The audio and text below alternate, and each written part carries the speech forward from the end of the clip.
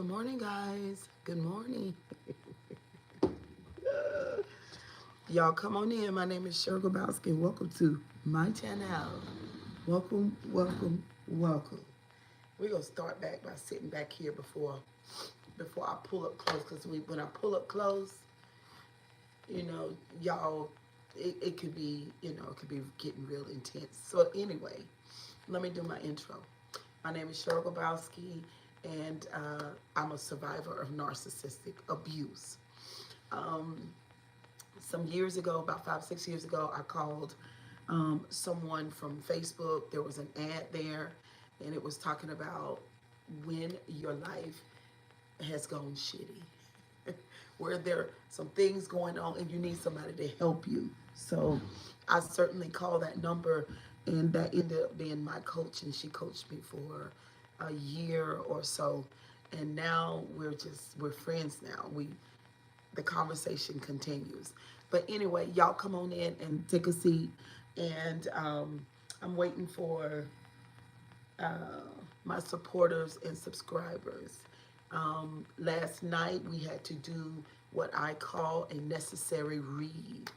We had to get some things straightened out. Somebody called my name and they were in a strong delusion that I was afraid of them. I don't know who told them that, but it's never that. And by the way, happy Sunday. Happy Sunday. Y'all come on in. Somebody done went over there and crook up that truck. Y'all come on in because it's a beautiful day. Now, it's very cold outside because the frost, I can see the frost on the automobiles outside. Okay? So hopefully it'll warm up because I need to do some exercising today. So y'all come on in. We're going to be talking about parents and children. Preferably, well, we can reference younger kids, well, parents and children in general. Um, Hello, good morning. You guys come on in, because we're going to get some stuff straightened out today. We're going to get some stuff straightened out today. Yes, yes. Come on in.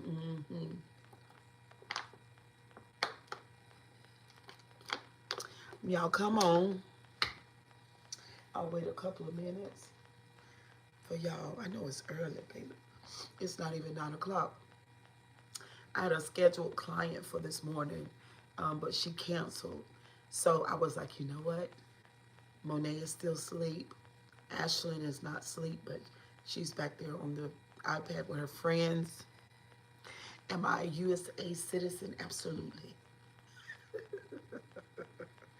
Yes, I was born in the USA. I was parents and children. Parents and children, content creators and their mothers and fathers. Yeah, content creators, their mothers and fathers, subscribers and their adult children and their younger children, parents and children. We want to talk about that today. Parents with deceased children. We want to talk about parents and children. Ain't no telling where we're going to go with this. It's hot on the press. It's leaning into me. I'm leaning into it. There will be lots of layers here. Parents and children. Me, Cheryl Grabowski, and my mother. Parents and children. Hello from Greece. Hello, parents and children. If you visualize for visualization, you visualize a tree. That is the parent. Now, you visualize the branches. Those are the children. They are one in the same. Even though we say, oh, we don't know what's wrong with our children, we say,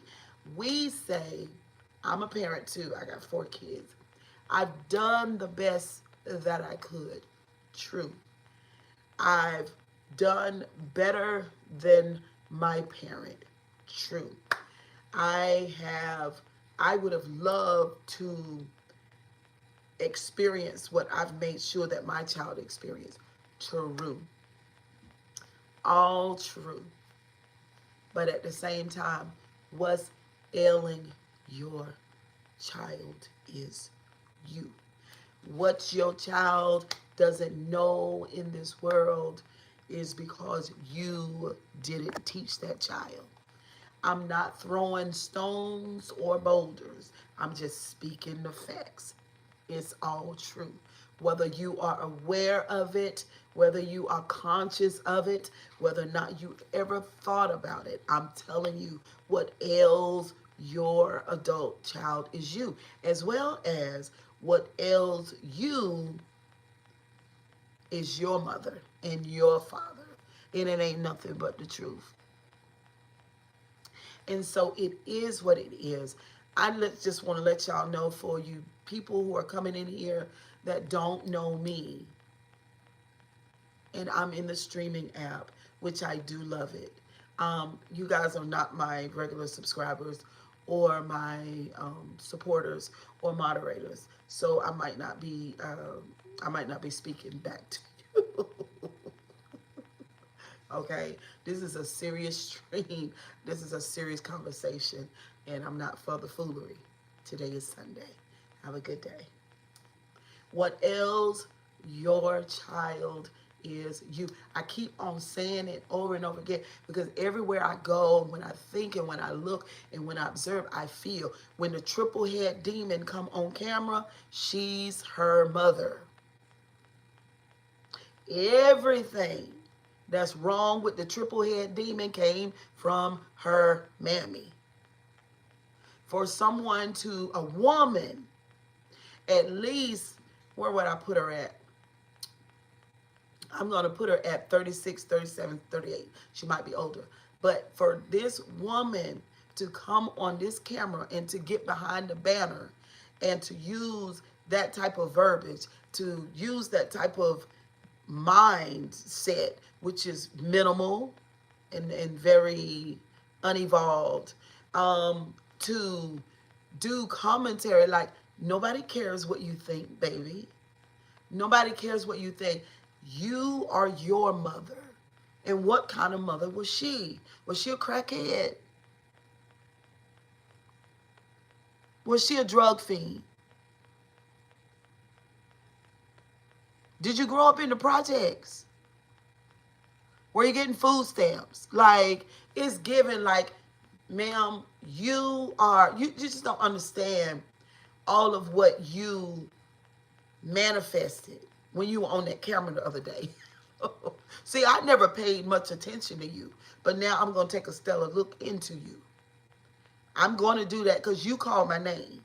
So since you called my name, then I'm here to glean from you and to see and to put a highlight on what I saw in you on that camera. Now, not just you, because we only be here for a long time.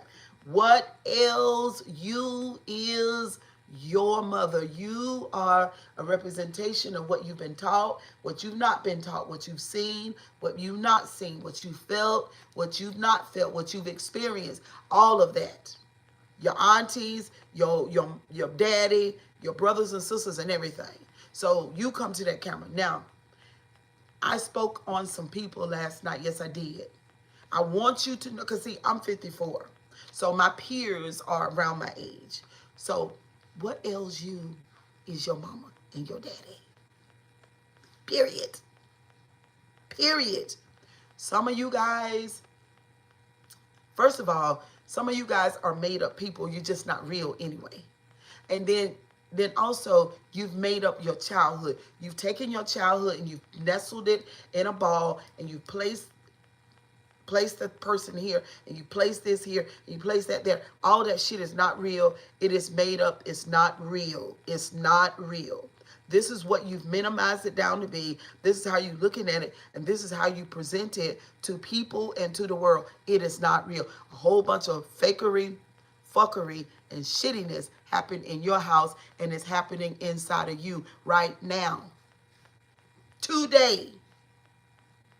Your mama won't shit. Your daddy wasn't either, and neither are you. Now, I hate to say it, but it's the truth. Because you guys show it over and over and over. And meanwhile, some of y'all are still raising kids. Some of y'all see, I done finished raising. My baby getting ready to turn 27. You see what I'm saying? I cannot. So you guys have made up this story. Well, my child needs counseling. Well, why? Why does your child need therapy? You can look at your child and identify that your child needs therapy. But why does your child need? Why does your son keep hoeing? Why does he has lover after lover after lover, girlfriend after girlfriend? Why can't he be in a stable relationship? Why? He don't know how to love. He's emotionally um, unavailable, has no emotional intelligence, doesn't know how to communicate. Why is that? Where that come from? That comes from his mother and his daddy. That's where it comes from. Oh, girl, child, my child. You know, I know something wrong with my child. My child needs therapy. What's wrong with your child is you. Good morning, y'all. Good morning. It's Sunday morning, and this is a lecture.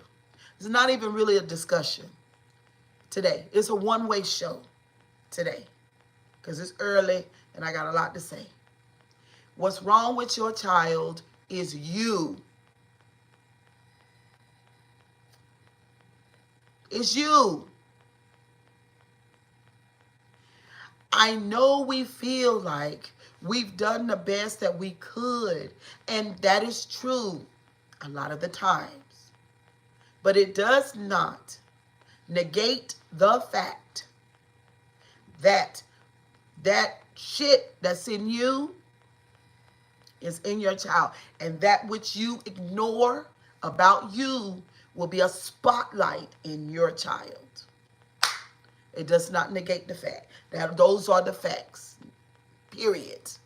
Now, I'm here on YouTube in the sector that I'm in.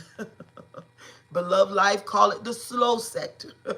Some people call it the traumatized sector, the mentally ill sector. Now, I come to YouTube in this sector to share introspection. I've had therapy. I've had wonderful conversations. Me and my mama has done a lot with our dynamic, my mother and me, because I'm of her tree. Okay?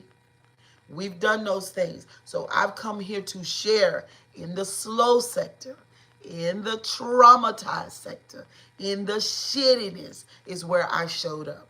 It wasn't my doing. YouTube did it. And so now I'm here. And now I'm looking. People don't like the Grabowski to look.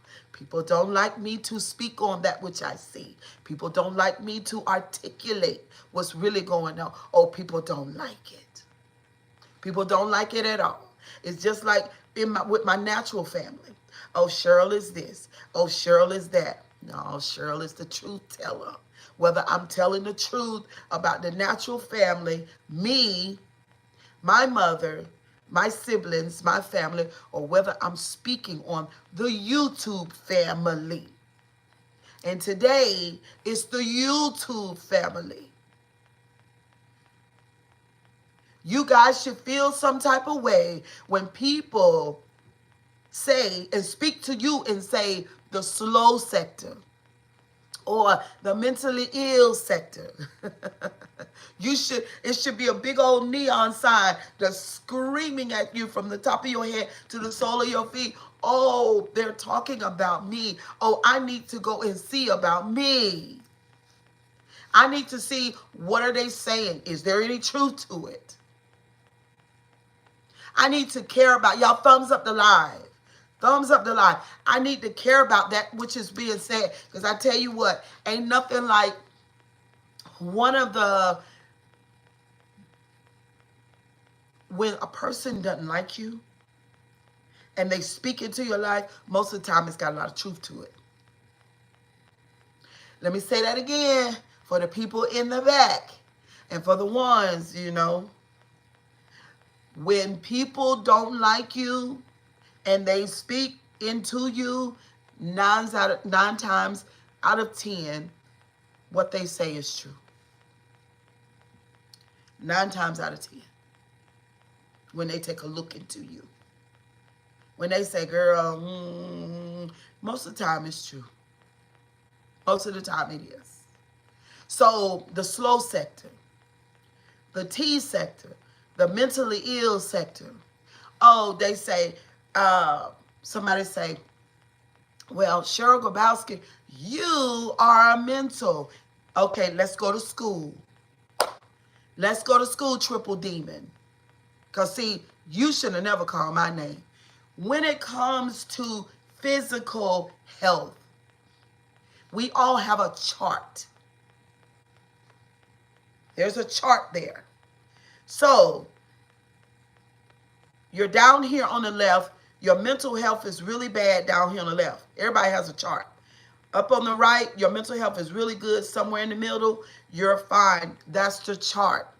So when you say triple head demon, that someone is mental, everyone is mental. Therefore, we all have a brain.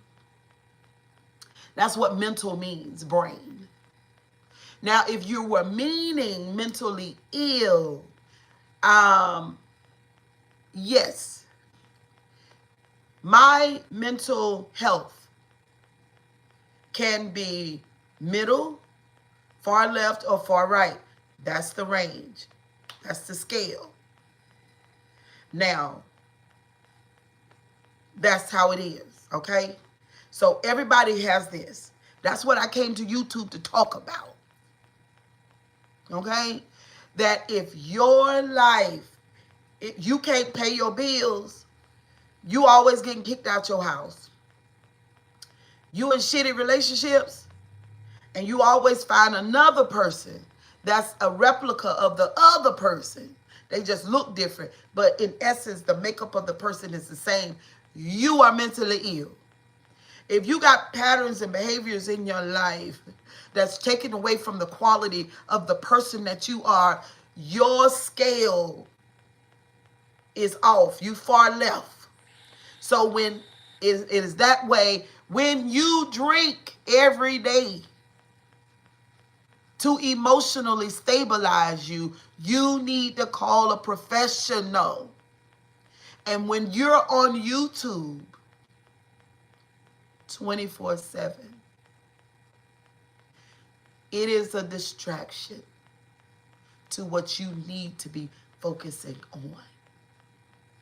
Anything outside of balance, you're somewhere on the scale, and you need to find out where you are on your scale. Instead of being okay that people call you the slow sector or the mentally ill people. That is not okay. It is not. So what I realized, that while being here in the sector and speaking on what I speak on, in my comment section, I would take it back maybe about a year ago when I realized there are lots of people that are on YouTube that are in the bushes and they know exactly what I'm talking about.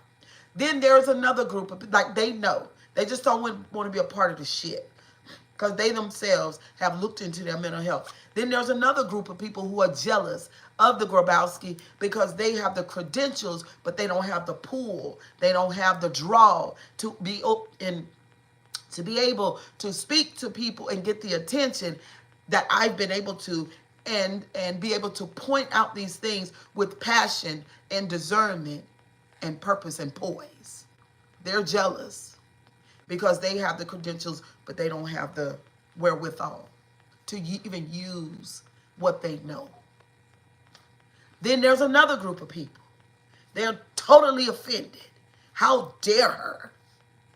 Didn't she talk about she and her mom? Yes. Didn't she talk about she and her children? Yes. Didn't she talk about 2 failed marriages? Yes. That in and of itself qualifies me to speak, because that's a whole lot of life. As I've gone into introspection, being able to go back to those chapters of my life and be able to speak in every chapter from a much healthier place. Yes, I come to you. And yes, I care. Even though I might have to cuss a bitch out, I care. Yes, I do. All my children, all four, are in the world of introspection now. By them being that way, they are able to help their children. I have just, like a beautiful tree, have dug around the roots of the tree and fed that tree that which it needs to survive. And from that tree, which is me now, my family, my grandkids, my children are able to heal. So what I'm telling you is that you need to do the same fucking thing. One thing about African American people, not just exclusive to African American people, other people too have their traumas and their shittiness that they deal with. I'm going to tell y'all right now, if you've not had the courage or the tenacity to confront your parent, then you've not even started healing. That's the first step. I just feel a really strong, listen, you are not a child. When your 40-year-old self, 42-year-old self, 55-year-old self go to speak to your parent, you are not going from a child's position. You are an adult. You are older than your parent was when your parent had you into this world. Y'all, thumbs up the live. Don't forget, 3 dots on the screen, tap the dots. You are not, some of you guys got to understand. Because I used to do this all the time about 3 years ago. But now I don't have to do this anymore. I don't have to do this. Because inwardly I felt like a child. So when I go and talk to somebody that I've loved and respected, somebody that's older than me, an elder, somebody who carry weight, woo-woo, that type thing, then I had to remind myself, sure, you are grown. Oh, but not now. I don't care if you 72, 92, or 102. I'm going to speak my truth. You guys cannot start your healing. You can't start your healing until you go to the root of the tree. And whoever that root is, that's who you go to, number one. Some of you guys don't even know what's ailing you because your brain has made you forget, in order to save you, what really happened. Y'all hold on for a minute, I got to blow my nose. Y'all thumbs up the live. I'll be right back. Thumbs up live. But we got a lot of talking to do today. Since y'all called me to the sector. Some of y'all need to speak to your parent.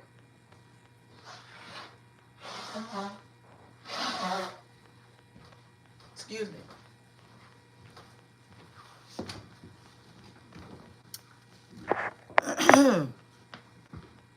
You got to go to the root of the tree. You got to go to the root of the tree. Now my nose is all red. You got to go to the root of the tree and speak to your parent and have a conversation. This is what I'm telling y'all. 2025, get ready to come in here. Listen, people have already done this. People have already done this work. And just in case you've not done it yet, I'm telling you, get this shit done. Get it done. Start on your healing journey. Start it. Listen, no, I'm not talking about no damn crystals. I'm not talking about stuff like that. We're talking about adult conversations. We're talking about serious conversations. Do you understand? You don't have to approach it like, I'm going to tell you this. No. It's the hard questions. It's the hard questions. Or it's the you being able to speak your truth your mind. You've been able to express your feelings. You might not need to do it but one time. But you need to do it. You need to go there. You need to go there. Your sensory nervous system is shot. You shaking and you're nervous about everything. You got anxiety. Your blood pressure keep going up. Listen, it's for a reason. There are things that lie beneath that need a light shine on it. And 2024, it is time. Going into 2025, it is time to shine the light on what lies beneath. In you. The focus is not everybody else this year. Focus not everybody else this year. The focus is you this year. It's not everybody else. It's time for you to tend to you. That's what time it is. So nobody can look into you like you. Nobody. This is not about outward anything. It's not outward. It's an inward thing. Because the reason why people can't look into you like that is because you're inside your own self. Unless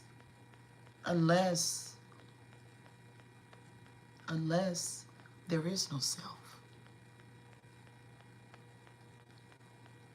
Unless you're just an entire made up person.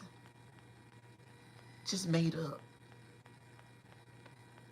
You got a little bit of your mama, a little bit of your grandma, a little bit of your auntie, a little bit of your boyfriend, a little bit of your best friend, and you got all these different people inside of you.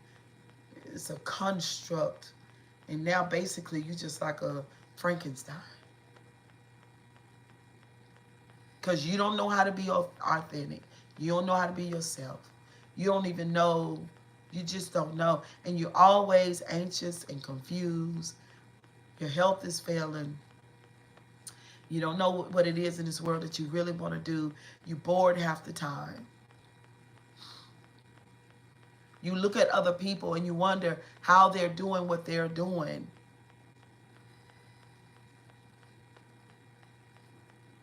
And the problem is that you're not real. You're not authentic. You spend too much time gazing at other people. You spend too much time even reading books. Even reading books. Let me buy this book. Let me buy that book. Let me get into this. Let me get into that. Let me see what that says. Let me do, all of that. That's stuff that you're putting in to you. Versus you investigating what's there, what lies beneath. That is the difference. Let 2025 be a year of you investigating you. It's okay what Jesus said. Fine. It's okay what Malcolm X said. It's okay what Muhammad Ali said. It's okay what Oprah Winfrey says. It's okay what Gandhi said. It's okay what Muhammad said. Fine. But what do you say? What do you say? What are you? What are you? What are you, a computer? Are you Google?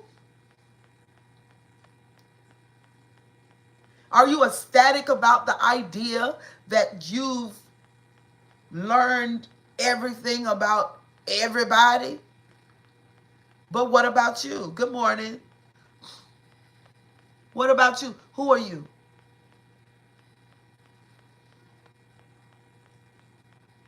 What do you like to do?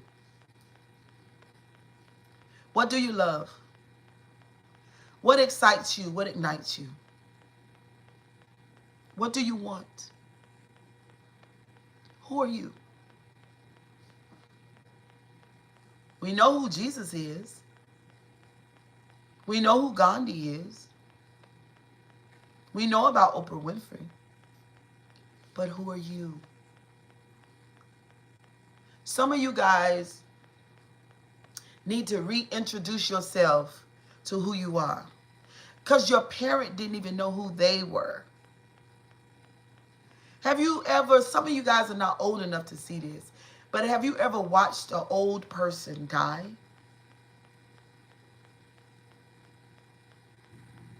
Good morning.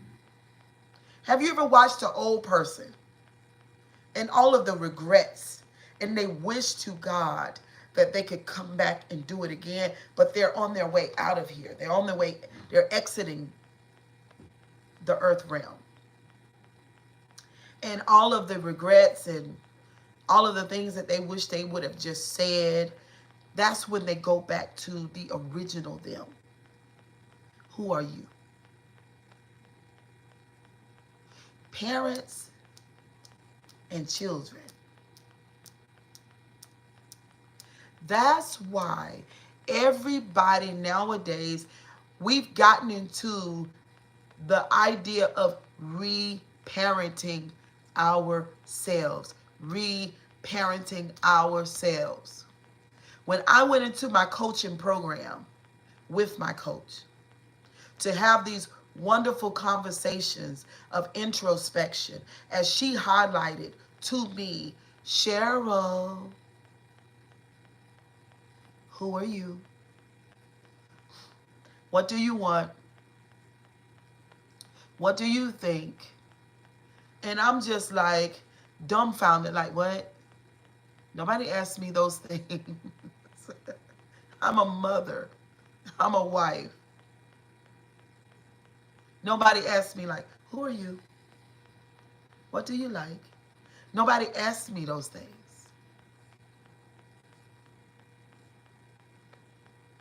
We are going into 2025. That is an era of authenticity. If you're not authentic, then you're done. You're done. Even though I went into the program with my coach, she's her own person. I'm not her. And even though the information that I learned, I use it the way that I do, not her. She's her own person. She and I are not the same. Okay? You guys are copying other people. Don't do that. This is why I do what I do on YouTube in the way that I do it. I could have copied the other content creators. I could have copied, even though you say, some of y'all dum-dums, say that I try to be like somebody who's half my age, damn near. No ma'am. Because I deal with the truth and the reality of my life. I don't do gimmicks on YouTube.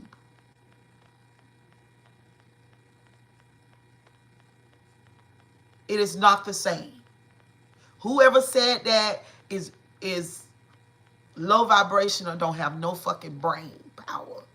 This level of authenticity and transparency is not something that you guys have seen on YouTube. Stop lying. Tell the truth. Ain't no fucking way. You annoy me when you say those type of things. So getting back to what I was saying, my coach is my coach, which is my friend now. She and I are not the same. We don't see things the same way. All things the same way. We see some things the same way. She believes that love fixes all things. I do too, in a way. But then on another way, on the other side of it, I feel like because we are not in heaven, in a sense, even though some people believe that heaven is inside of you, but she believes that when we love people, no matter how horrible they are, then that is the place that we should land. I don't believe that at this time. I believe that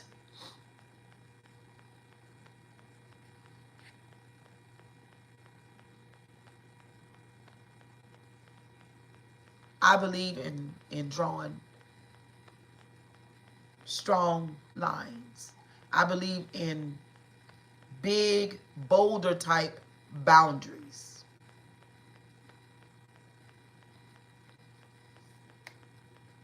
I believe in mirroring back to you what you've given me. And I believe in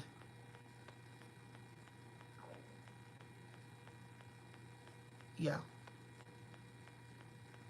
yeah, I'll get you.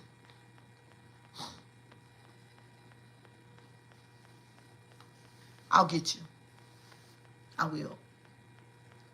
And because this is not church. Life is not church.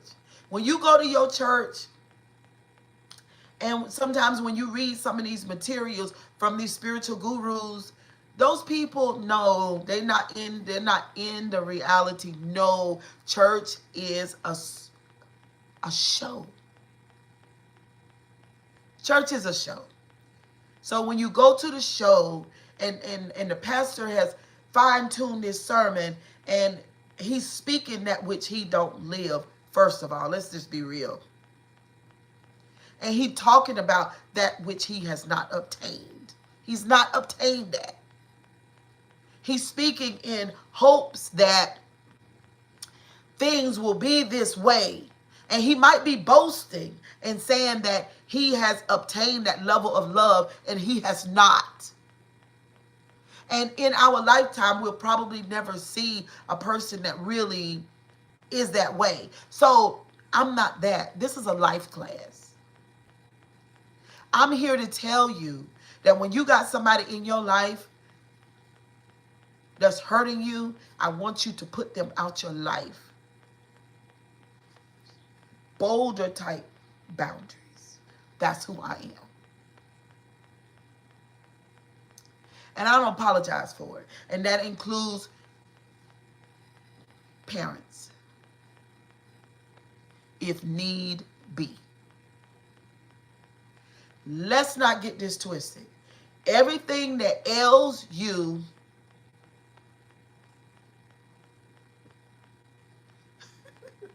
hey D-Chat, everything that ails you got a whole lot to do with your parent.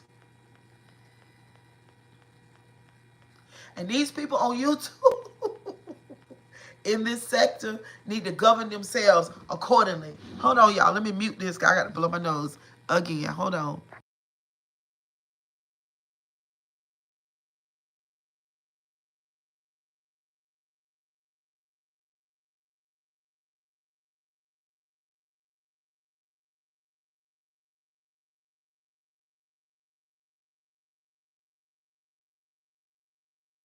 This is so red. I'm back. I know y'all didn't want to hear that. So, yeah. So, me and my culture are completely different. And we're going to have some conversations in front of y'all in that way.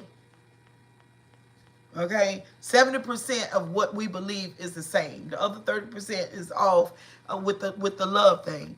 Because, see, toxic parents, toxic lovers, and toxic friends got to be dealt with. And toxic cousins.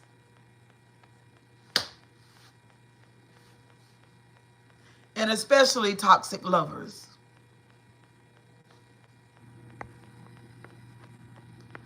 Hey guys, if I have not spoken to y'all, because I know it's early, good morning. Y'all, don't forget to thumbs up the live.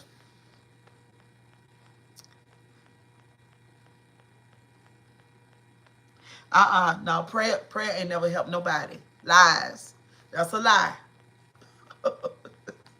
Prayers ain't never helped nobody. That is a ritual. We're not doing that. We're not doing that.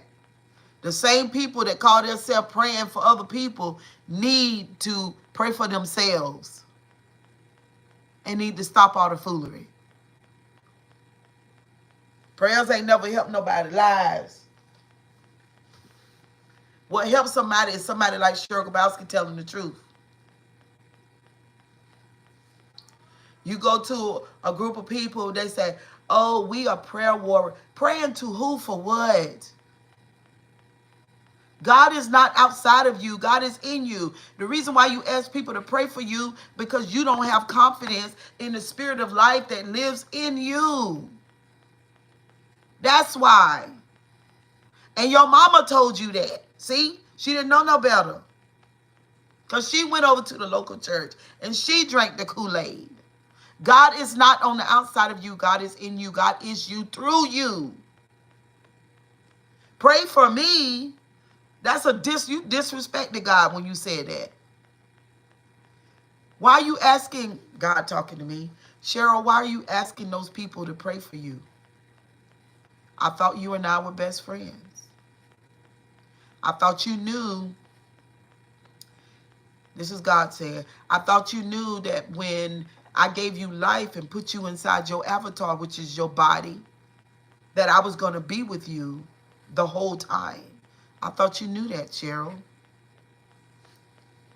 You have more confidence in this group of people that you don't even know than you have with the spirit of life that's inside of you ever since you were born. Do you remember the conversations that you and I used to have, Cheryl, when you were a kid? I'm still here. Pray for you for what? Okay, so something is wrong with my body.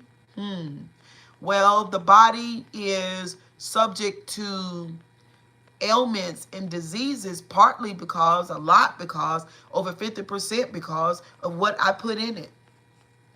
So Cheryl, it's not necessarily that you need prayer, but you need to realize the structure that I put you in, the body, what it does. Ain't no need for you asking people to pray for you and you sit there and put everything in it and did everything to it to tear it down when I made it beautiful and wonderful. Y'all are not ready for me. Y'all are not ready for me today. Pray for me for what? Emotional validation? Well, I'm grown. I'm supposed to be able to emotionally regulate myself. Me and God, we the best team ever. I want you to pray for me for what? You don't even know what's going on with your own kids. Nor do you even care. You put your kid outside the house because they gay. But you're supposed to be praying for me because I'm sick. No, you need prayer. What, you supposed to be a prayer warrior because you went over to the church and somebody assigned you as to be that? And you over there begging God, all of y'all begging God, when you going to go back home and do the same shit? Get out of here. No. No, no, no. God is my best friend. I don't have to ask you for prayer. You can keep your prayer to yourself. Pray for your mammy. How about that? Respectfully. Respectfully. Pray for your mammy and pray for that old black heart you got. Pray for that too.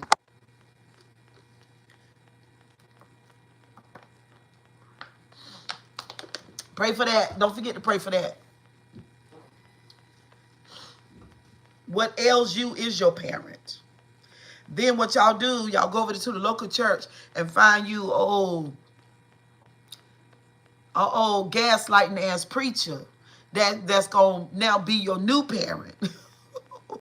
And what you don't realize, they just as terrible as your parent. It's just you don't stay in their house. Get out of here.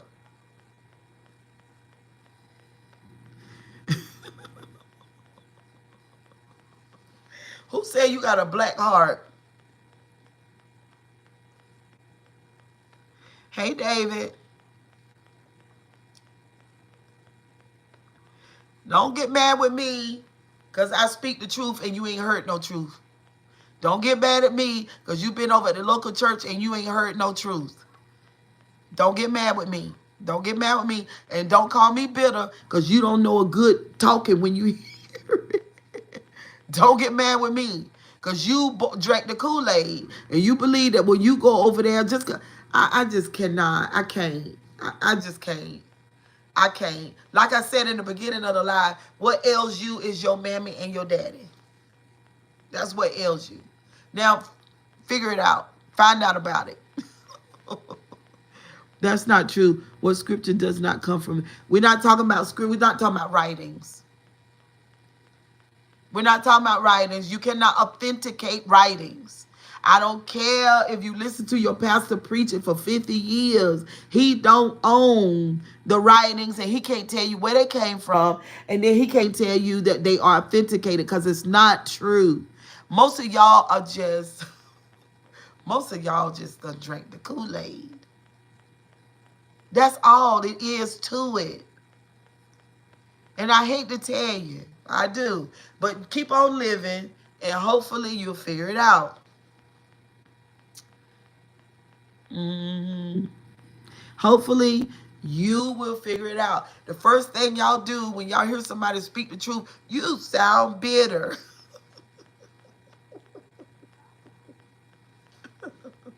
Cheryl is not bitter, honey, at all. Bitter about what? What am I bitter about? Hold on, y'all. Gee, wait.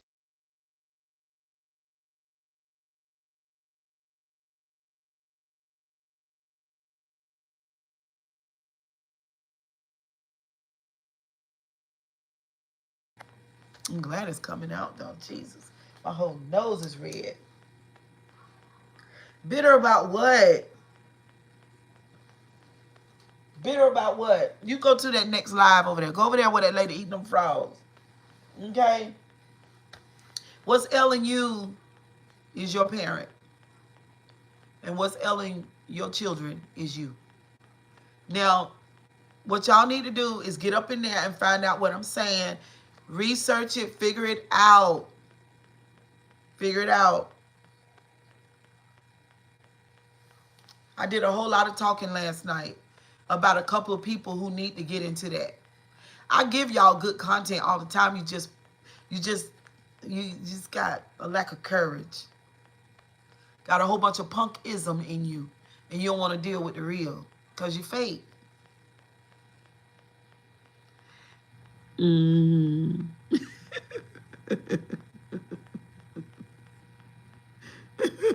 I don't need no saving. And you got that right. When it's time for me to be saved, that's my job, not yours.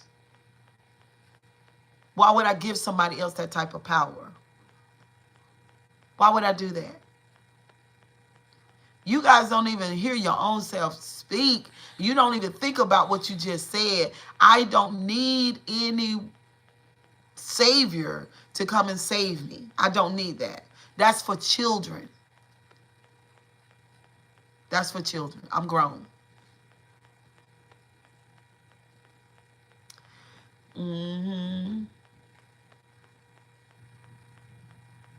No, no, no, no, no, no. First of all, I don't need no saving because ain't nothing coming to disturb me. That's the first thing. And number two, God is in me, through me, as me. So when you look at me, you're looking at God. My God. I know y'all just think y'all can't stand it. Because you really can't stand it if somebody is not worshiping your Jesus. You really hate it because you scared. You scared to say what I just said because you're so unevolved and you don't drink the Kool-Aid. Y'all are so scared of a mean-ass God because you have mean-ass parents. You're so scared that a mean-ass God is trying to manipulate you and do horrible things to you. That is not true. That is so 3D. It is so uninvolved. Hey, Emperor. And it's just, we can't do that. We're going into 2025. All of y'all 3D people, I tell you, I don't know what's going to happen to y'all. I don't know what's going to happen to you, but I know what ails you is your mammy and your pappy. I know that. That's what I do know. And you see that them going over to the church didn't help them none, and your dumb ass keep on going over there too. Keep right on.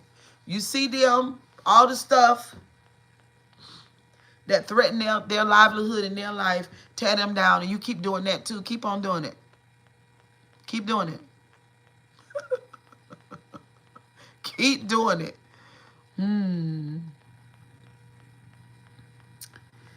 Ooh.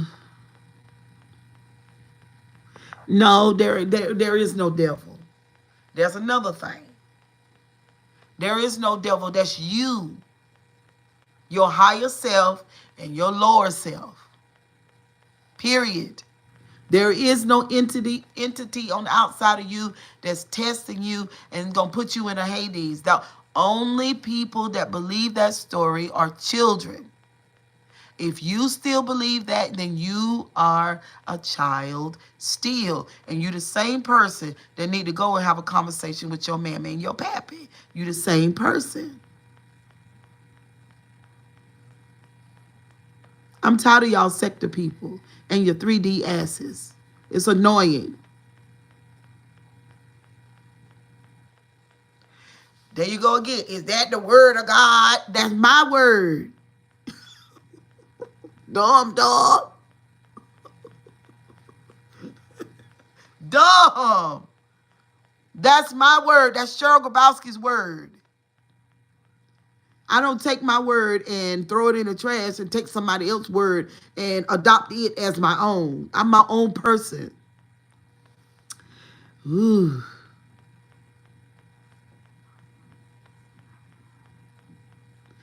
All right, I'm going to start blocking y'all. Go to the next stream before I'm tell you, I'm getting ready to block you. I'm getting ready to block you. You're going to be blocked. Blocked all the way from the channel, too.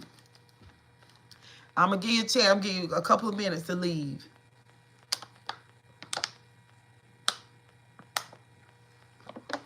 Let me get back into my commentary.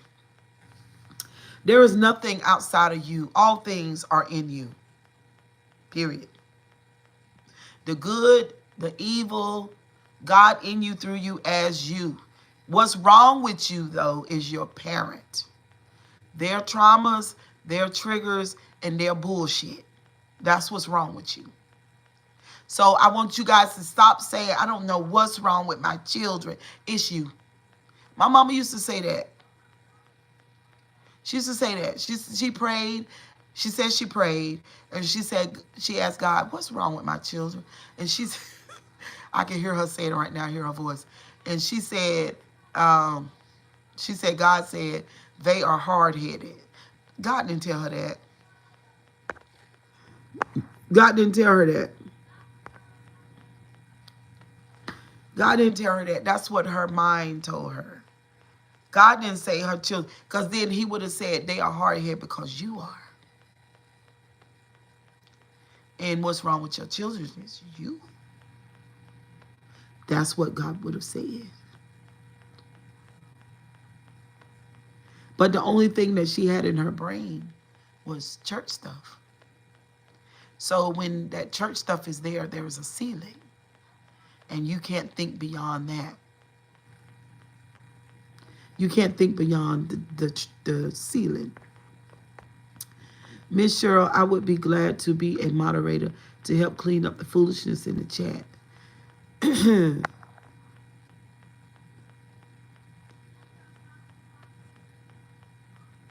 All right, let's go ahead and get you out, Black. Go over there to the church where you can't have a real good conversation like this, because the conversation going to go one way. All right, the crow. We're going to hide you too. Jimmy Jam, you about to be blocked. Say one more thing. Say one more. Because this is my chat. It don't belong to y'all. And I'm so glad now, you Jesus thumpers, that you can go talk to your friends and have a real good conversation for once in your life because you listen to the Grabowski.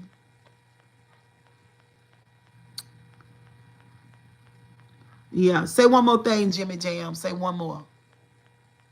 Since you bad. Since you control me and you control this chat, say one more. What's up, Rufus? These people get mad when they see a goddess. Yeah, Yeah. We don't look outside ourselves for really anything, to be honest. If we need help, we ask for help.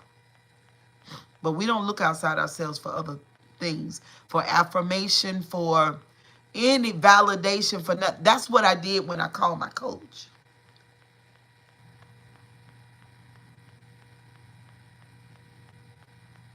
That was 5 years ago.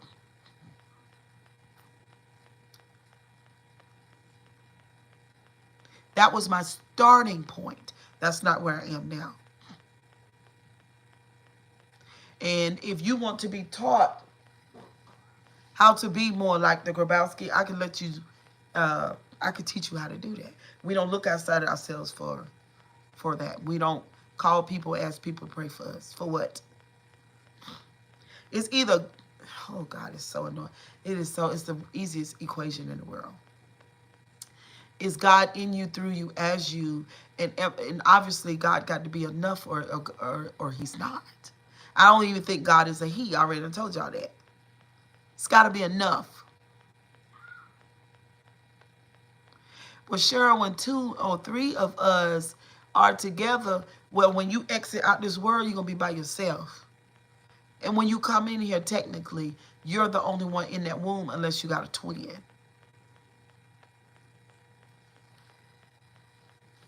Y'all are just codependent. That's it. Our parents have taught us how to be codependent upon other people outside of yourself. Well, girl, I'm glad you came over here because you sure made me look better. I mean, feel better. It's okay here and there. But for the most part, no.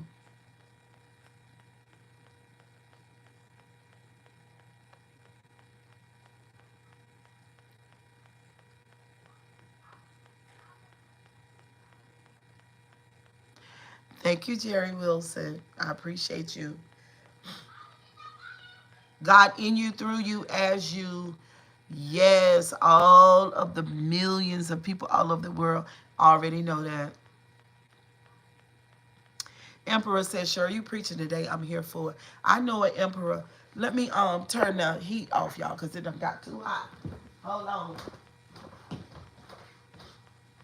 It done got too hot now, honey. It's getting hot in here. Off. So take off all your clothes. Oh, God. All right, Jimmy Jam, let's go. We didn't block you though. We just kicked you out for 24 hours. Hold on, y'all.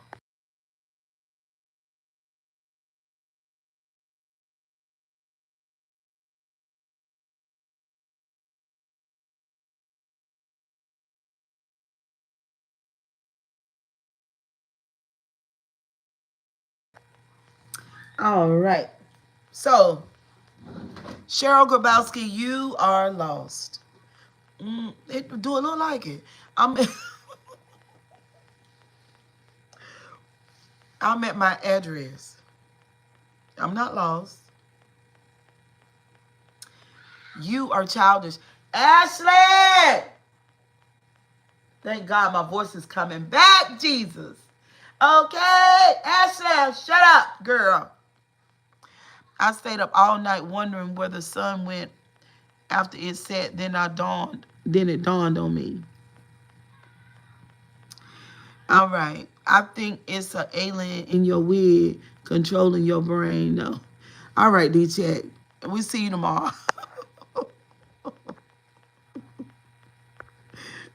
D-Chat, we see you in 30 minutes. That's how you guys see. Listen, this is how the brain, because some of y'all need to study the brain, right? You really do. And stop listening to the scriptures so because you guys have brain damage. That's what indoctrination causes. It causes brain damage. Seriously, seriously, seriously. I'm serious. indoctrinating your brain, especially when you're young, and all of y'all go to church and be indoctrinated when you're young, it's brain damage. It's brain damage. So you guys, your pathways in your brain, good morning.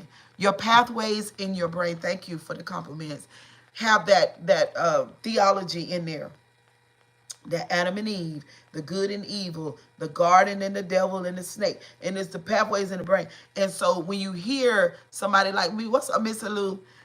When you hear somebody like me begin to speak on other than some of the things that you were taught, your brain is going to automatically kick it out. Go do your research. Okay, I don't know what to tell y'all. Go do your research. But seriously, what's wrong with you is your parents. Just like y'all in this religious conversation that we're having, the indoctrination of the theology from the church and what you've learned. See, you guys can't, first of all, you can't evolve and begin if you don't have enough theology in you, because this was my path, because I studied it all the time.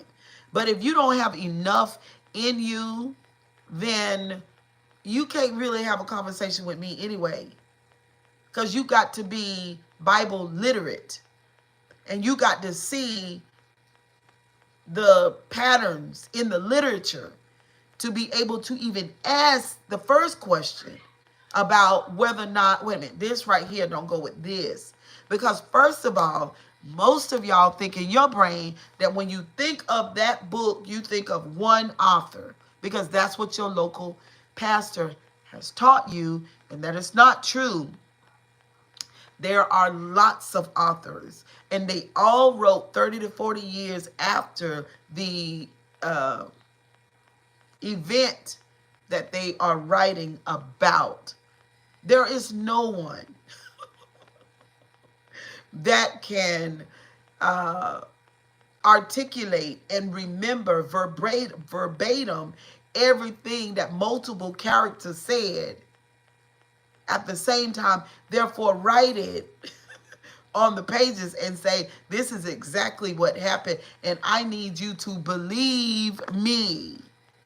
That is the history.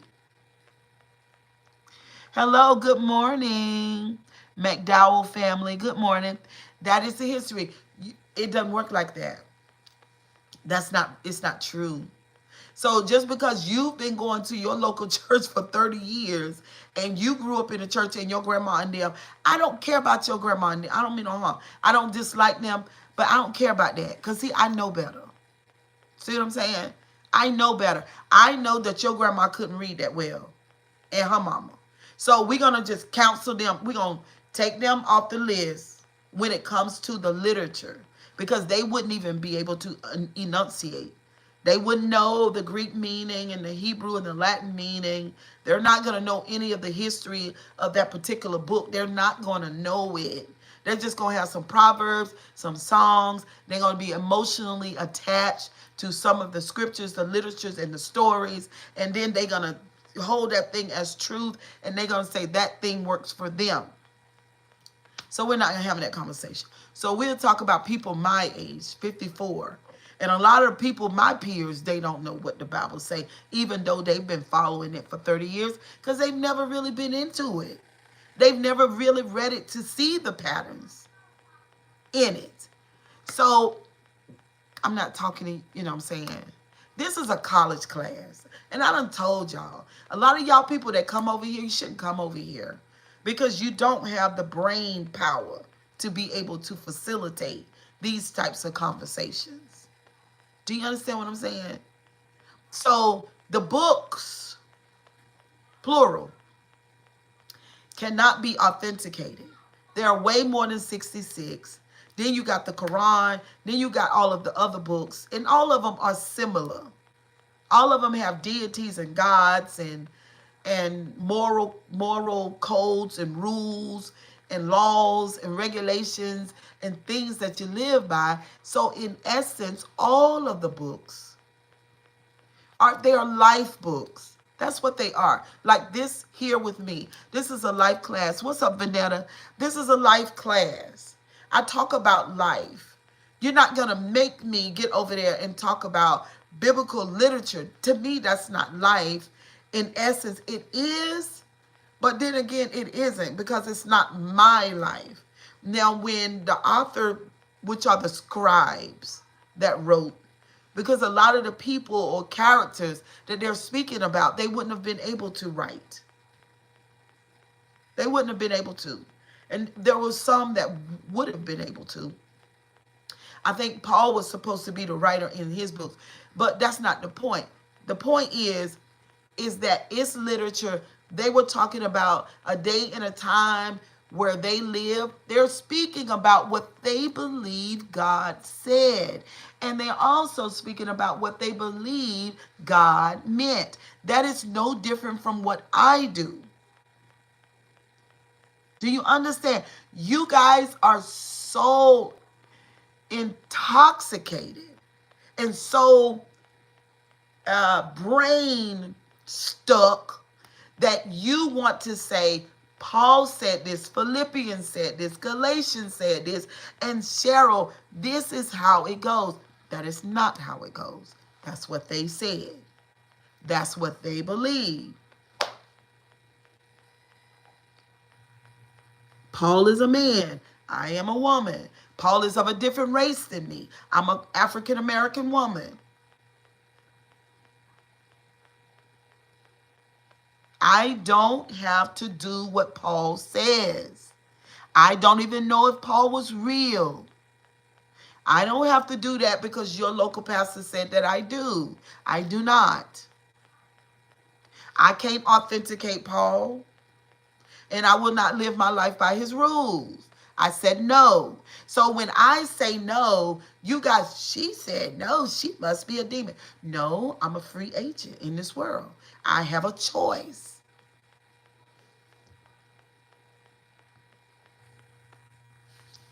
Do you see what I'm saying? We're not doing food, obviously.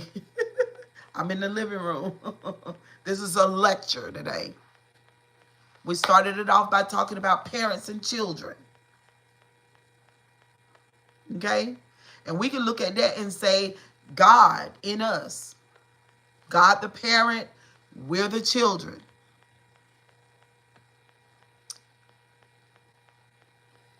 But God is not over at the local church. That is man. That is business. That is what we humans have done. And I'm not saying it's a bad thing. I'm saying just because I don't do it, don't bother with me. I've done it already. We're not doing that anymore. Okay? That's a part of my past. Somebody say, what happens after we leave the earth? I got a question for you. What was happening before we came here? Let's get into it. What? That's a wonderful question. But I got a question for you. What happened before we got here?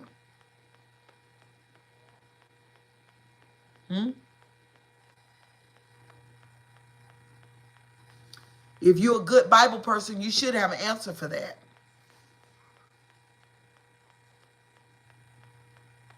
If you're a good Bible person, you should be able to answer that. What happened? It's okay to say that I don't know. What happened? No, don't throw Genesis out here. What happened? It is a cycle. But what happened before we got here? Good morning, Kendall. Good morning. What happened before we got to the earth? See, now these ideas are, there is a little bit of Bible talk about this, but not much. But if you get into other religious literatures, then they have concepts and ideas around this question that I just asked you. What happened before you came into the earth? Before you actually decided to come here? That was a decision. To be alive, whether you live 5 years or you live 95 years, I believe that it is a choice that you chose to come here. The church wants to make it, and some other literature wants to make it the most scariest, monstrous thing, the idea of being outside your body. Come on now.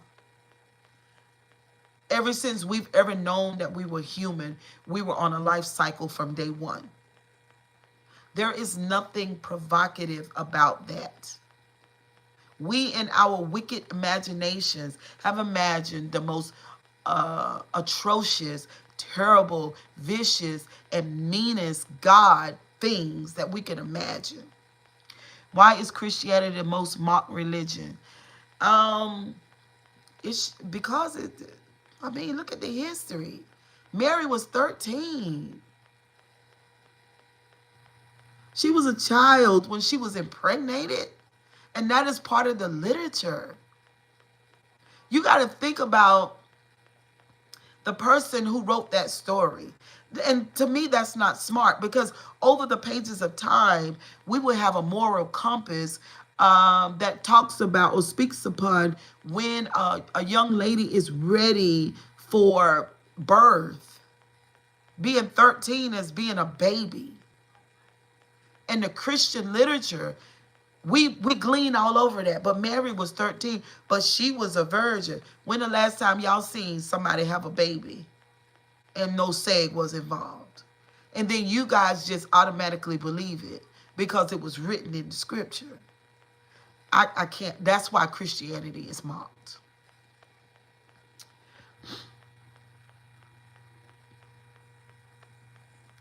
Yes, people do speculate, and that is very annoying because they bet their whole life on it. But the reason why, let's get into it. This is another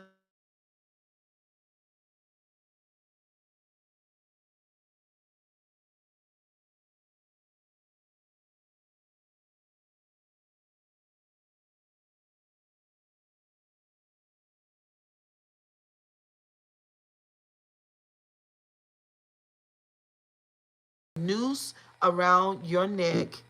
I know I used to be uh, noosed, and if the religious world can get you to buy into some of these rigid and horrible ideas, then you are in a system that you spend money into, that you put time, talent, and tithe into, and therefore their business abides. Their product, which is God, remains. And all the way from the corporate church, which would be the priest and the pope, that's the hierarchy, all the way down to your local church that's in a shopping center, your storefront, little smaller church, all the way from there, from the pope and the cathedrals down to the storefront, your business remains intact. It's a business. These God ideas, it's a machine. It feeds the system. Okay? Simple as that. But this is the elevated way of, this is the, you know what I mean? It is what it is. Deep Laners 101. Thank you. It's a system. And if you buy into it, it has wonderful benefits for the people that are on top. And y'all know that. What's up, Randy? How you doing? Y'all know that. You know it. You see the lifestyle. Listen, we're not even getting ready. We're not even gonna get into the scandals. It's the big what's they call it, Ponzi scheme or Fortune 500 triangle type mess.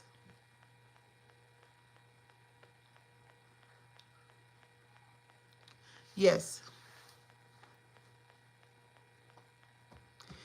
In order to really investigate a situation, you got to go back to the origin. What I'm telling y'all is that 2025, you've got to get back to your authentic self. Do you understand? Between religion and politics, You guys have been noosed. There's a noose around your neck, and these people are pulling, and that's what they're doing. But there are millions of us, tens, hundreds, millions of us, people who are out of that loop. We're out. We're out of the loop when it comes to the politicking and the religion. We're out. We're free thinkers. We're free. Yeah. Period.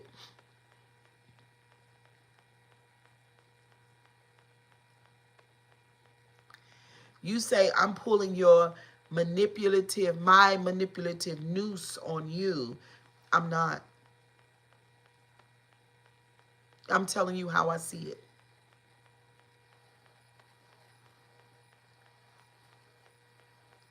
I can't sit here and tell y'all that.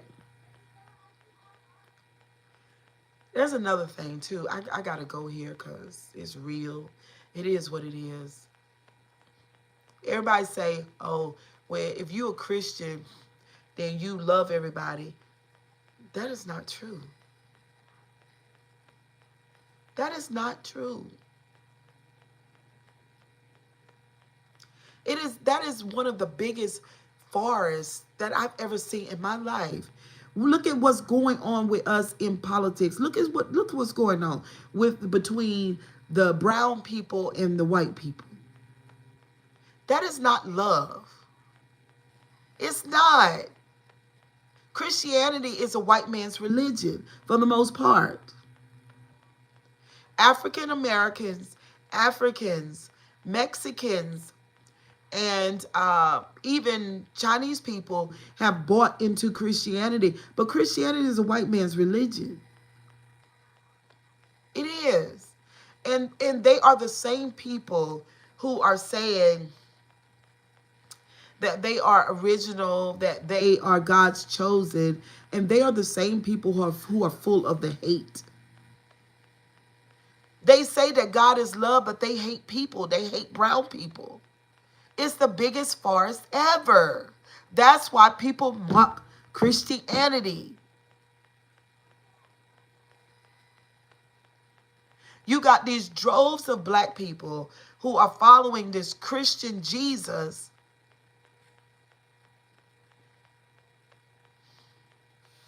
You know, I just can't.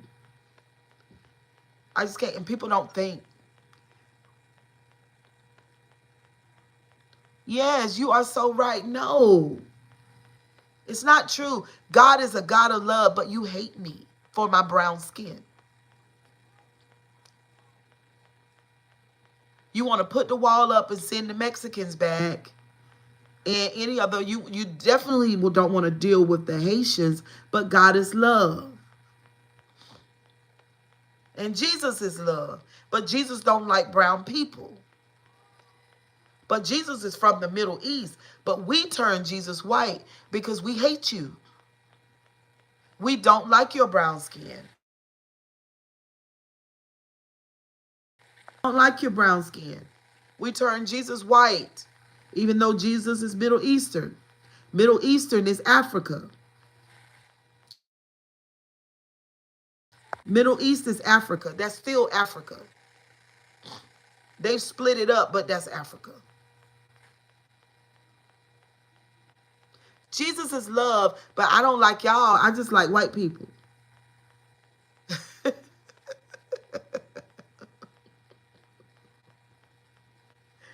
I just saw a photo, a video on TikTok of Trump and Elon at Thanksgiving dinner. I didn't see no diversity in that room. Everybody was white as snow. But we are Christians and we love, and God is love, but God don't love brown people. God don't love brown people. God only love white people.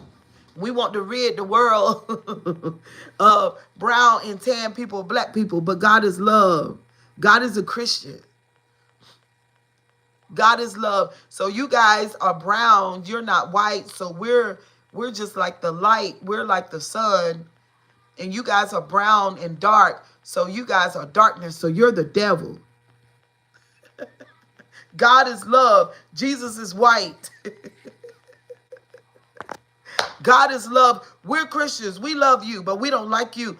We love us. We love white people. That's why people mock Christians. That's why. So you have the black Christians. So the black Christians don't like the white Christians. The black Christians, because I know, okay, just like the white people know, I know that the black Christian call y'all white devils. I don't. I don't call all white people devils because people are, it's the duality. We're both good and evil. But they call y'all the white devils. They do call y'all the white devils. I just in case you don't have any black people in your life, the black church people call the white people the white devils. They do. That's how they see y'all, as white devils. They do not see y'all as their Christian friends.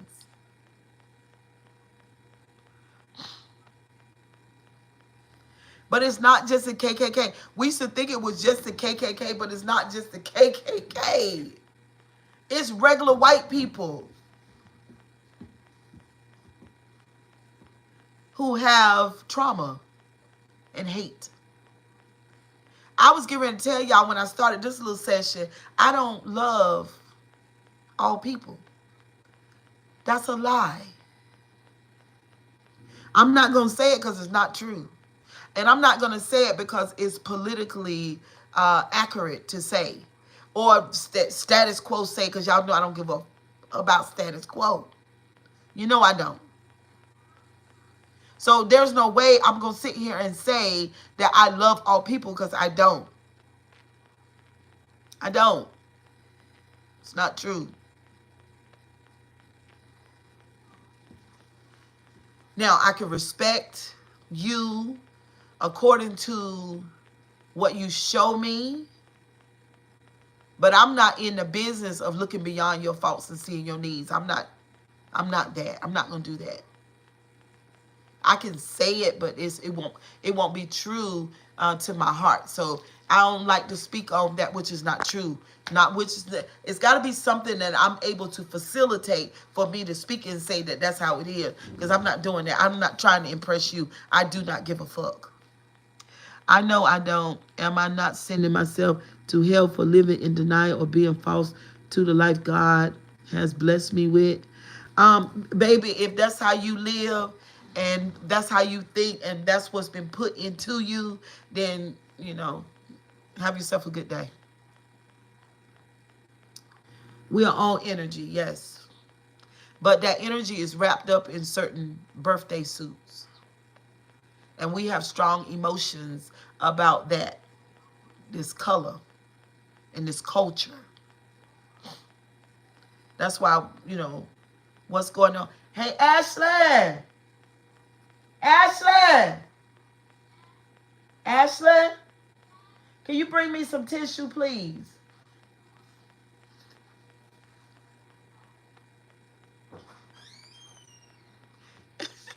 You love Missy Lou.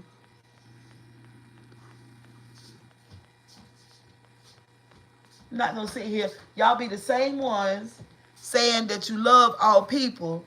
And then when you and your white friends get together, or when a black boy run through your subdivision, go back there and shut the door, Ashley. When a black boy run through your subdivision, then y'all harassing him, the white man's harassing him, wants to jump on him and unalive him for being in the subdivision, and don't realize they judging him by his skin complexion and his clothes, which is going to show culture, but don't realize that he done moved to the neighborhood because he got rich parents. Okay, so I believe you when you say you love us. And you don't. Shut the door, Ashley. And you do not. Stop lying. Who ate all the pie? Oh, Bruce in the building. Lord. Who ate all the pie? Where Bruce at? Is it Bruce? Is it Bruce? Bruce?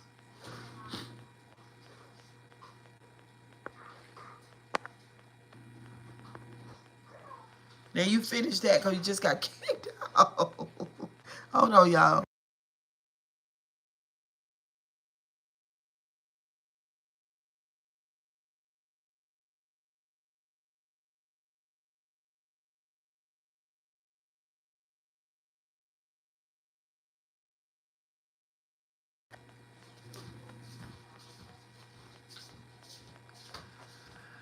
Ooh.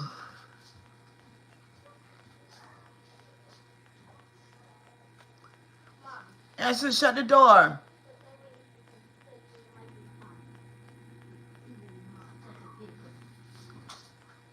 Ashley, shut the door. Yes. Mm-hmm. You don't.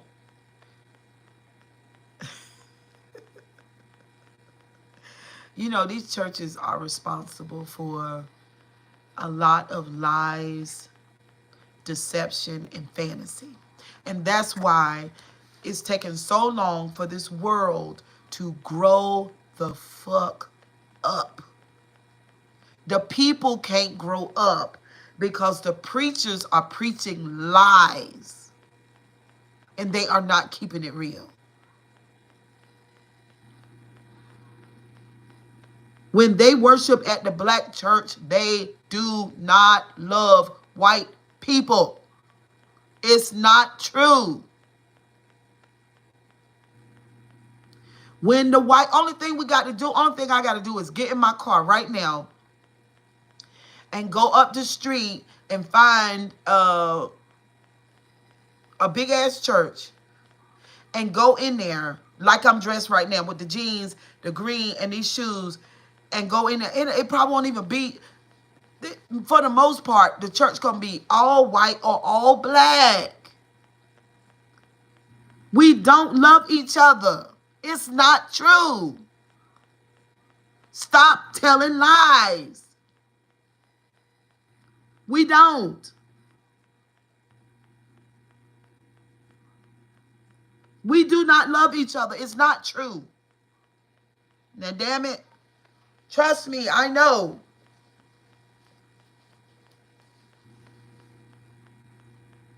The white people don't love us and we don't love them. It's not true. The white pastors have black people in their congregations. They deal with them inside of the ministry. I've gone to a church like that, very nice church. Pastor from Australia. I actually like the way he preached. But him and his wife was so nervous around the blacks. I'm talking about to the degree that they were trembling. They were forcing themselves to love the blacks because the literature and the modern day doctrine says to, but they do not. Now, when we learn how to keep it fucking real, then we can change this world.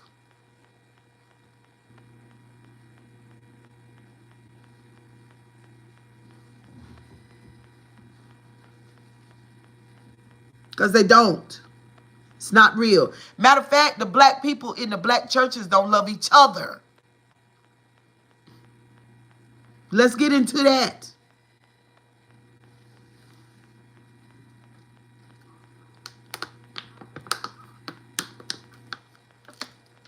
Sick of this shit. Until you speak on it, it ain't gonna change no way. Somebody gotta say something. Somebody gotta keep it real. What you wanna do, play church for 50 fucking years and nothing change?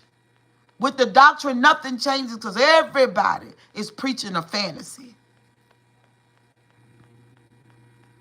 Well, John, if it sounds racist, I don't know what to tell you, but it's true.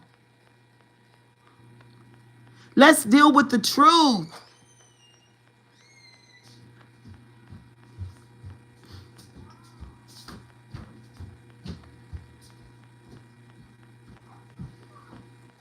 We don't like each other. We don't love each other because we don't know each other. We don't know each other. We don't understand each other. And we're going into 2025.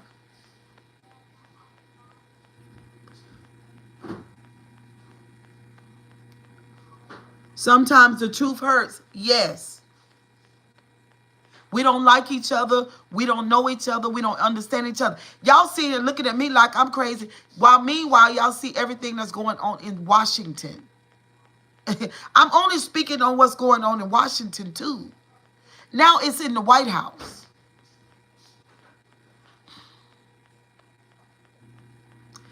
The black men that you work with are constantly talking bad about black women. They do. They do.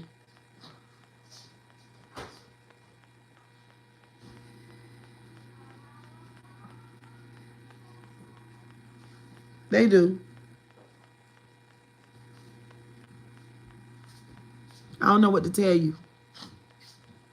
I wish I could say that's not true. Well, not all black men talk bad about black women. Everyone has to answer to God. No human created themselves. God said, love your neighbor. We're not talking about what the fuck God said. You're part of the problem. And we don't know what God said. Actually, yes, you do. Because God is talking right now. You don't love your motherfucking neighbor.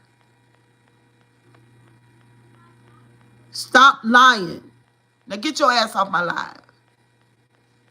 You don't love your neighbor.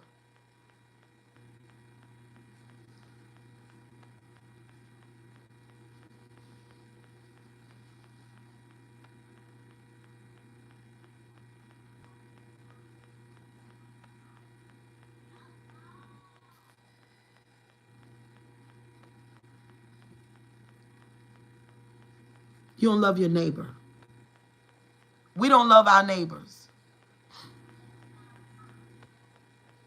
We don't love our neighbors. Our president does not love black people. And we don't love his ass.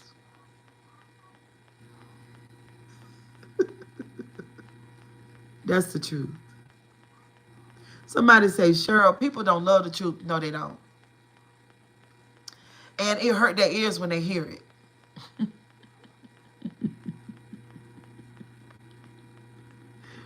You love yours, good. People don't know what love is. What is love? White people always cool with you. What is love? White people pretty cool with me too. But I'm not going to go as far as to say that they love me. Because they've not shown me that. They've not shown me that. What is love?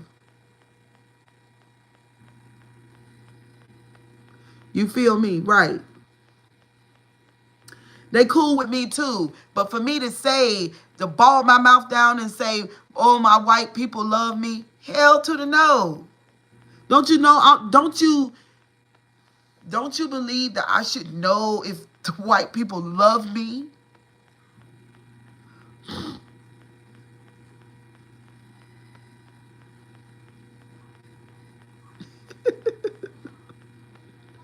Love is sacrifice and pain. I don't think so. Love is an action word. Yes. I don't believe that love is love could be sacrifice. I've done a lot of sacrificing in my lifetime. Pain, no, I ain't subscribing to the pain. Because if my love for you hurts me, I'm going to detach. We all draw a line as human beings. Yes, we do. True, it's hard to love your neighbor as yourself. Right. Now let's listen. This is the deep lane now. We say things that normally people don't. We all draw a line as human beings. We say a lot of things that most people will not admit. Okay? I'm just saying. And y'all know I do realize that I'm speaking from my lens, okay? But that's the whole purpose of me having this channel, because I did realize that my lens is a lot different from a lot of other people. But still though, when I speak from my lens, the impact that the words have and the way that it resonates with other people when they really consider what I've said, and then they realize, well, damn, Cheryl, that is so true. But girl, I would have never said it. Love is an emotion that nobody has to touch you or put anything inside of your body. It's caused by the release of chemicals in the brain. We do it to ourselves. Well, I love that. Love is loving one another as human beings. I like that too. But I don't know. I'm not going to do that for everybody though. It's the truth. I'm not saying that I'm going to do something to hurt you, or that I would even take anything away from you, or that if I could block you from receiving something beautiful and good, I wouldn't do that either. But for me to just say that I just love you like that, I can't do that.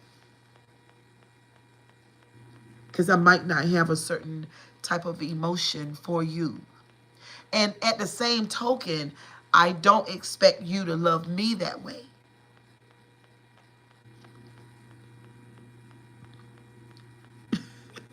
No, I didn't go to school with Phil. I don't get it. What you mean? Hold on, y'all.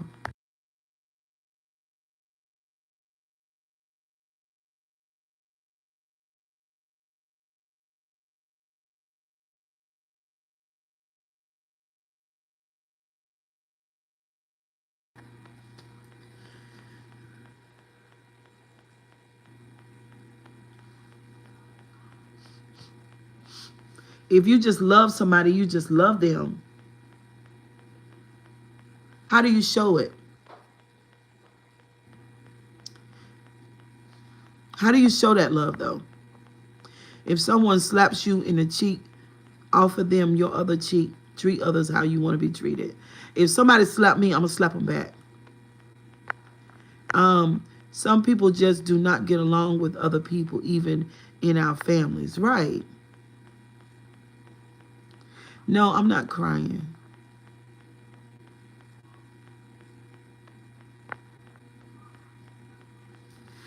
But you should try getting along with everyone. I do. I do. I try to get along with everybody. Different ways, attention, gifts, sometimes just being there for them, talking. What about putting yourself in other people's shoes? What about doing that? I'm going to show you I'm going to try to give you an example. I'm going to try to give you an example. We're going to use the judicial system for an example. So,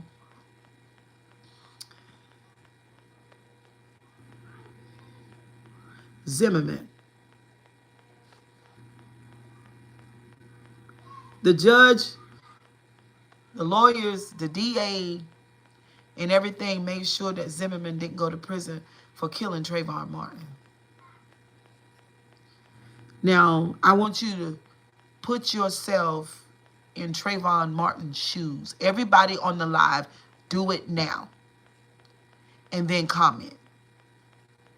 Zimmerman didn't go to jail for unaliving a 17-year-old who was walking to the store to get some candy. He may have talked a little junk to Zimmerman.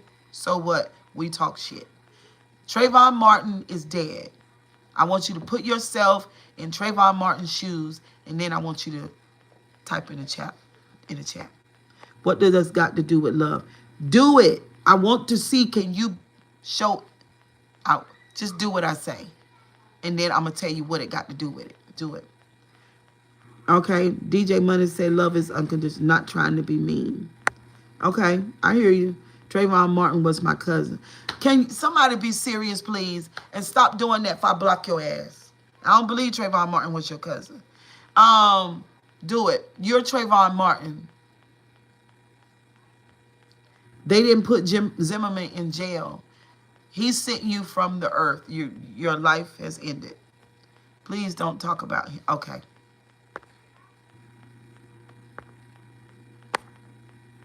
Time out. 30 minutes. Put it down in the chat. Why y'all scared? We're doing an exercise. I'm measuring something of yours. DC, I would be mad. Thank you, DC. What else? Thank you very much.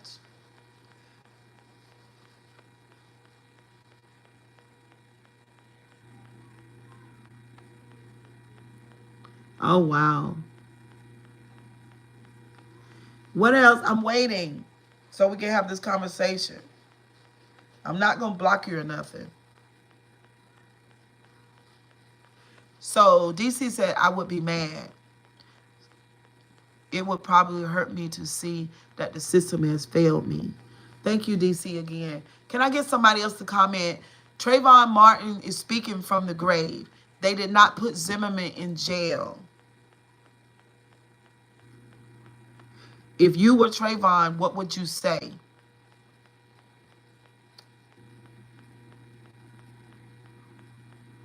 Okay, so let me go because y'all scared. And there's 39 people here. Okay. We're going to try one more thing.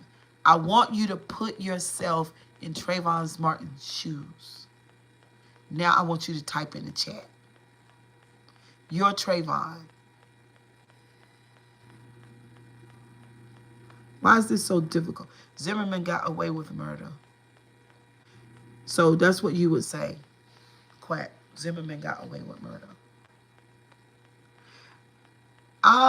Because you guys are not commenting, it could be that you guys felt like that the sentence was just. Do you think that was just? That Zimmerman did not go to jail?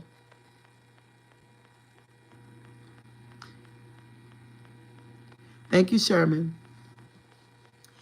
Because it wasn't. And also, the judge, the DA, and the lawyer, they never put themselves in Trayvon's shoes. If they would have put themselves in Trayvon Martin's shoes, then they would have came up with an appropriate verdict. But because they had no empathy for a 17-year-old child, then they let Zimmerman free. Because they had empathy for Zimmerman, and they did not have empathy for Trayvon Martin. And without empathy, there is no love. Without empathy, you're not capable of the love.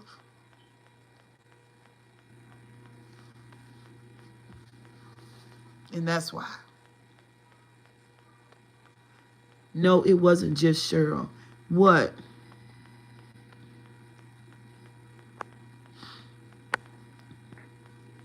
Doing all these shows.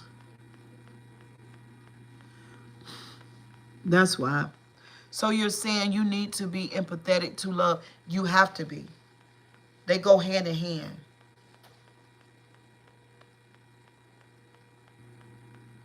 Without no empathy, there is no love. Hey, Rodney. They were empathetic toward the wrong person. Zimmerman had his life, right? He had his body still. The verdict wasn't just. He still had his body. He still had his life, right? They could have put him in a federal prison and protected the body so that it would house his life. And then he could have got out and lived his life. But they didn't give him 1 day. They had no empathy for Trayvon Martin.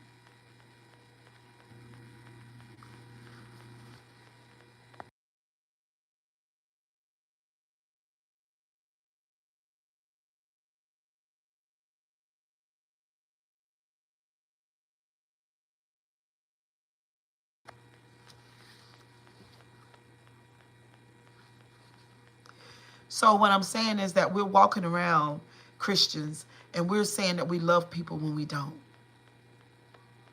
I understand, but what are you trying to teach me? I explained to you how I love and you went on this topic. What's the lesson here? What I'm saying is that real love requires empathy. I'm not saying that there's nothing wrong with the way that you love. I'm not saying that. I'm saying that we all need a lesson in love. That's what I'm saying. I'm saying too that we think that we love people and we don't. In order to really love a person, you've got to be able to put yourself in another person's shoes. And I'm showing you how, in a particular case, that they had no love for Trayvon Martin at all. And also, there was no justice. That when, I'm also showing you too, that when shit hits the fan, people choose their own kind. So I'm saying, what kind of love is that?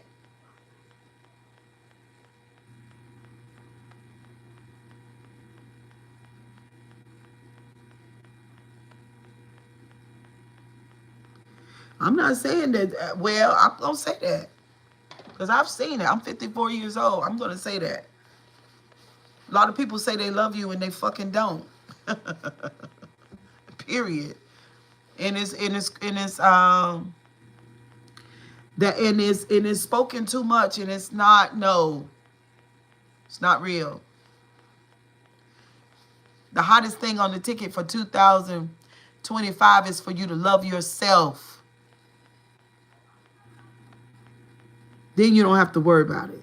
Then you don't have to be looking for validation and looking for other people to hold you up, hold yourself up. You are the love. This is the thing. There is no love from the outside that's more strong than the love that you give to yourself.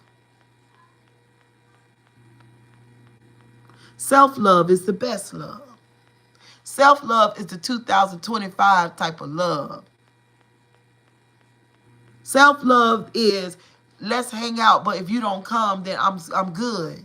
Because I know how to make my own self happy. That's self-love. That's the new thing. That's the 5D love. Okay? That's what's popping right now. You're talking narcissism. You need to be like that. No, self-love, yes. It starts, it ends with you. Self-love is priceless. Thank you. Self-love is the love, 2025 love. If you love it any other kind of way, you outdated. Okay? Let's keep up. Okay? This is the deep lane, period. Self-love is the love that you need, because when you love thine own self, then you ain't got to worry about others. That's just like, if you feed your own self, then I don't need you to feed me. I don't have to go to your house to get a meal. I got my own meal. That means that if I need to take a trip, I could travel in my own car. I don't need you to drive me anywhere. 2025. Self-love is the best love, because I know what I like and I know what it takes to make me happy. So I ain't checking for you. So we're looking for a group of people who know how to love self. We're not looking for trauma bonds, and we're not looking for shit shows.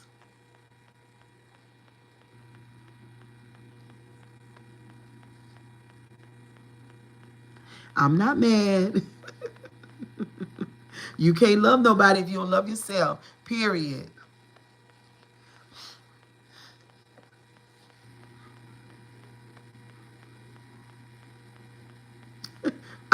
Right. DC, you're mad. You mad because you couldn't keep up with me. You're mad because we ended up with self-love. Now, this is the thing. Y'all always say something about narcissism. Y'all can say narcissism. It does sound like narcissism, though. It does. Self-love does seem like narcissism. It really does. I'll be fair to say that. It does sound like that. But when you, oh my God, you just got to be one of those people that you know that you've sacrificed so much for others, and that you've put other people in front of you, and that you've opened up your life and all of your resources to help other people, and that you did it so much that you've gone into depletion, and then you met a person like Cheryl Grabowski who let you know that, listen, you were not supposed to do that. You were always supposed to save. There was always supposed to be some reserved for you, and I don't want you to ever do that again. Hey, Daisy, I always want you to put yourself first. Healthy narcissism, yes, especially for codependent, people pleasers, gifted people, and people that are on a high level who have lots of energy, lots of love, and lots of validation to give because they have it in excess. I want you to shut it down from giving. I want you to replenish yourself. Make sure that all your spots are patched up and that you're full of love for yourself, and then you can help other people. We don't want to never let you go into depletion and breakdown because you've been healing others. Heal thine own self first. So if you want to call it narcissism, call it whatever you like. That's what we're doing in 2025. That's what we're doing.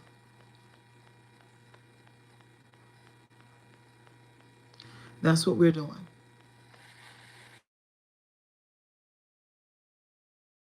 That's what we're doing. Deep Laners 101. That's what we're doing.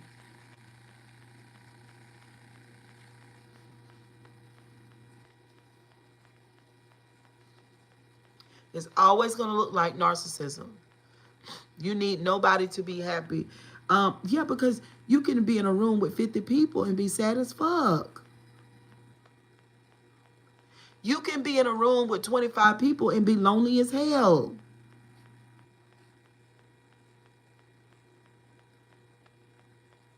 You can.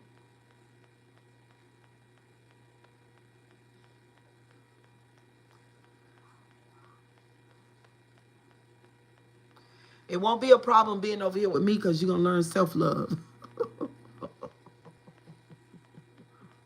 That's what you're going to learn. And you're going to learn put yourself first. And you're going to learn. And this is going to be the last point for the day. Y'all go back and listen to the live, because in the beginning of the live, we're talking about parents and children. What's wrong with your children is you. But you're going to learn one thing, one beautiful, awesome power pack word. It's called no.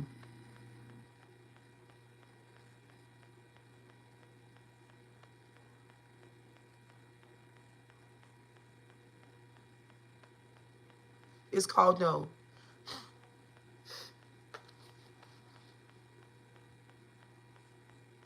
Hey, LA, it's no.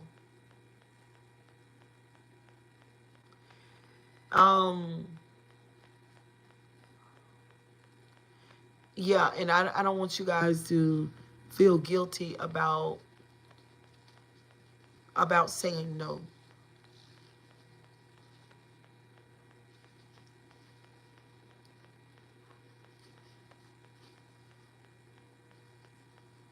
I talk to people all the time, mostly women. They're called upon for so much. Like, I have a lot of empaths in my life. People who serve others, and they've been doing it for years. Now they are learning. Cheryl, I'm putting myself first. I'm creating bulletproof boundaries. I'm not going to overextend of my resources. They're going to have to figure it out themselves.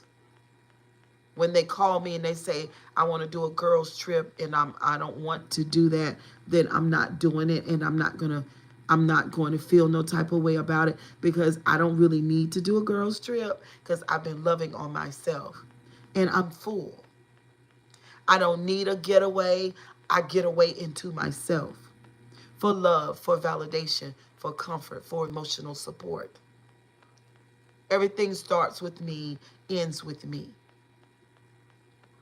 I'm responsible for how I feel inside this body. We're in a You're in a 3D if you're using other people to validate your emotions. You're in a 3D if you have to leave your house to go up and be around a group of people, church, in order to feel better and feel charged, and to feel that you and your God self is in sync. You're in a 3D world if you have to go listen to a sermon in order to stand up and hold your head up high and do what you need to do in your life. You're in the 3D. Church is being held inside of your soul with you and your Creator every day, all day.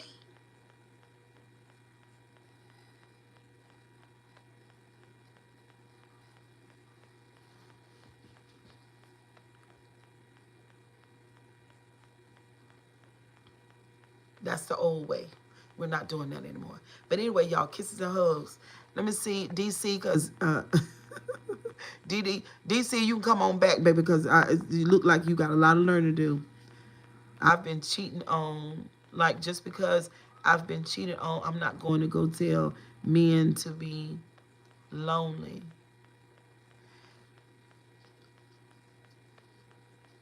Oh. Just because you're single doesn't mean that you're lonely. And just because you're in a relationship don't mean that you're not lonely. You can be in a relationship and be lonely. Because technically you're alone. Because that other person is not bonding to you on an emotional level. They're just using your body.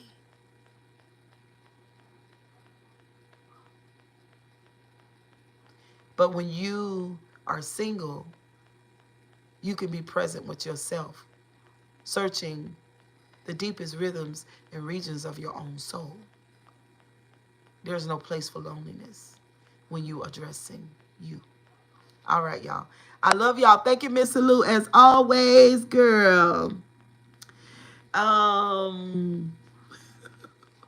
don't know what man got to do with this. Man ain't got nothing to do with this.